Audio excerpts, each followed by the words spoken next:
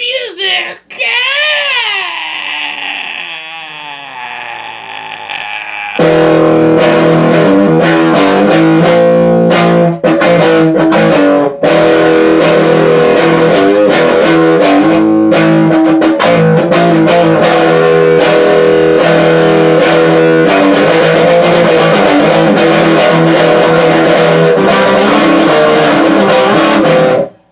Yeah, whatever. What a shit song. Let's start over. How about that? That was a bad fucking riff. We need more volume. There we go. That's what's wrong. Not enough fucking gain.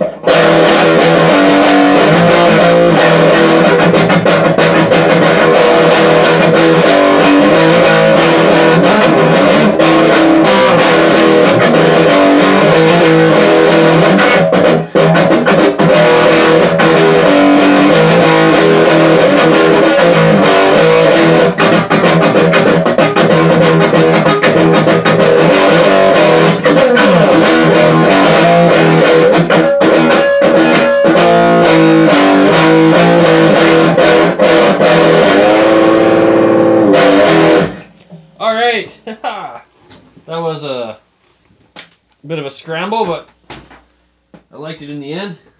That's all that matters.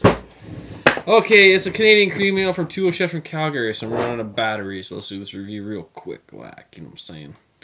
So, a new brewery from Calgary, cream ale. Apparently, this caused an international incident. It is overfilled, every can. It's aluminum. The label's actually a sticker.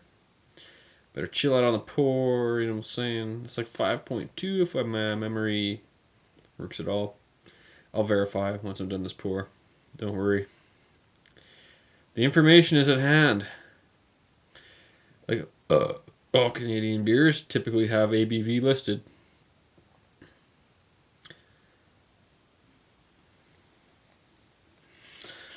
So yeah, 5.2% alcohol by volume. This is People Skills, something that I don't have.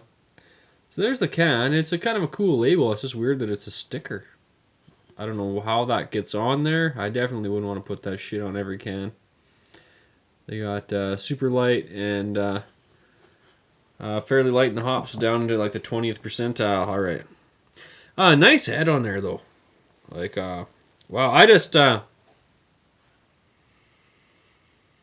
smelling really clean. I'm just getting a bit of pale lager type aromas. You know, typically if you're not familiar with a Canadian cream ale, it's like pale lager brewed with an ale yeast.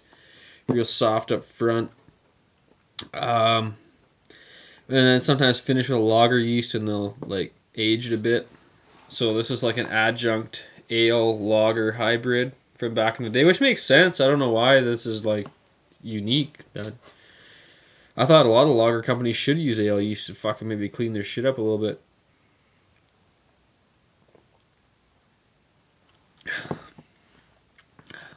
Well, that's the only other cream ale I've had is from Pump House. You want this one. It's a lot of bitters here. There's not a whole lot of sweetness, though. The back is really nice. It's really, really cool cream ale, and there's a lot of people that would really like this. Oh, the guy was nuts. The brewery there. There's a great sweetness, a great bitterness, and a great kind of thing that's going on in your tongue after in the finish, in the aftertaste.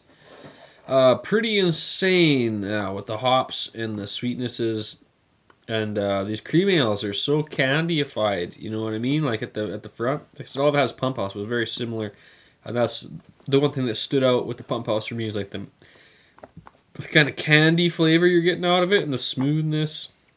Because you know, guys, domestic pales generally have more sweetness than most beers. Most other beers are quite dry, I find, but that's kind of coming through in here, but like in a better way, like a better sweetness. There's a lot of carbonation in here. Of course, here's your color shot. It's a very golden yellow, kind of a slight orange going on in the tint there. And a fabulous head. You're not going to find this on any pale lager, people. Well, my first impression is that I think these guys are pretty good. There's a great kind of crisp finish to this beer. a great mouthfeel in the finish. There is a bit like of a metallic tang, but a much different metallic tang than I've gotten off a lot of like your dry ales and stuff. This is very silverware kind of metallic tang, but it's a little bit higher pitched metal tang. We'll say it's kind of interesting. Yeah, don't mind me, guys. Tool shit. I'm just tasting the shit out of this beer. That's pretty good though. It's great mouthfeel, texture, great kind of candy-fied up front, sweetness, but this is a lot less sweet than I think the Pump House. So it's definitely a bit drier. 5.2% alcohol. That's kind of cool. We got a little bit of extra going on. You can tell that's with the 0.2, right? You got at least 0.2 extra.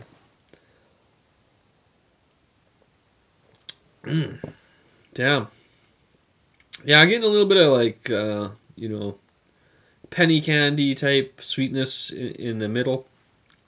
Metallic tang and some really cool crisp finish. It's weird how it can be so soft up front and so crisp in the finish. It's like ale up front, crisp in the finish, pale lager in the middle, and a little bit of a British ale with that metallic hint in there. That's a really cool conglomeration. This is like a mutant beer. You know what I'm saying? I won't let this go too long. Ah. Wow, I really like the front of these cream ales. I really like the start of it. I really like that.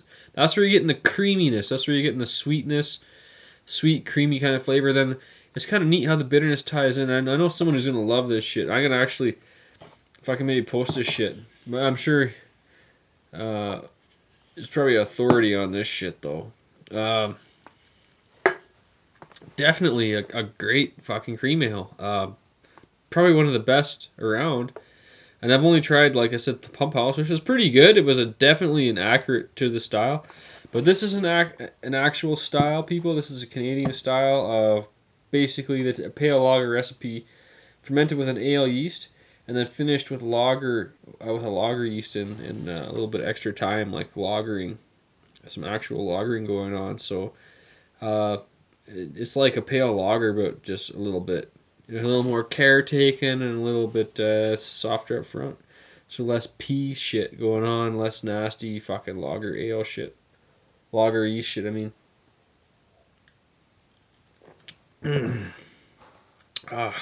As for rate, I bet this is probably the best cream ale in the fucking country. But I'm not just saying that because I'm from Alberta. I'm just saying I had to pull my review. I didn't air my review of their IPA because I was so fucking impressed by the end of it, and I shit talked it so much at the beginning because it's so much like an ESB, it's so much like an IPA that you have to warm up, so unfiltered and raw that I'm gonna be bringing that to you, and hopefully I'm not fucking this up and make myself look stupid. I'm gonna drink it again. I'm gonna try it because if this cream ale is awesome, so I'm thinking that by the end of that IPA, I was like, fuck, I can't air this. I gotta drink it again and really give it its proper dues. It's a real special IPA. It's especially raw, and this cream ale is especially raw, and that's what I like, because that's how I like my homebrews turn out and shit, with the way I do them, and my brother's turn out, he's got a little bit different taste when he does his homebrews and shit. He's like a little bit lighter, maybe in certain aspects, and a little bit more planty in the hops and shit that he's doing, but I like certain things and shit, and I like raw shit. I like rugged raw shit, and so these guys are bringing it. So Tool Shed, People Skills. That's a cool beer can and everything. Yeah, Tool Shed's like a bizarre name. No, that's the weirdest thing about the beer. Maybe that's something that'll stick in your head. But I'm not finding it sticking very well in my head. I keep remembering that shit. Maybe you guys should name yourselves fucking like E.T. Plague fucking -0 fuckstick. No, I'm an idiot. I don't know, but Tool Shed, I don't know. Seriously, Tool Shed sounds like a beer at a fucking gay bar or something. But other than that, this beer is fucking awesome though. So definitely give it a shot, because I'm just saying that basically to emphasize it's a beer with a sticker on the can. This and that is from Calgary. It's new, but if you really want some rugged, extra raw shit, Definitely try this shit, and I'll be able to do the IPA review. And if that's as good as I thought it was, I will be going back for the red ale, and I'm gonna plug the shit out of these guys because it's so far looking like about the best fucking craft brewery in Alberta. If their red ale turns out well and their IPA turns out well, I'll be super happy about that because we only got like 3 fucking craft breweries in Alberta right now, and Big Rock barely counts. So Beerzerker, I am out. Yeah. I gotta give it a rate, right? Fuck. As if.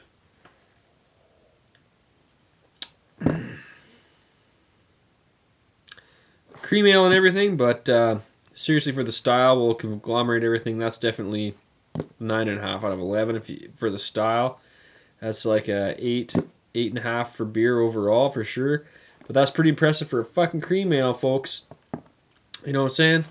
Definitely try this beer. I think this is a beer that everybody that's into pale lager should fucking at least start with this because this is the gateway drug to more wholesome, hearty beer. Beerzerker, and I'm out! Yeah!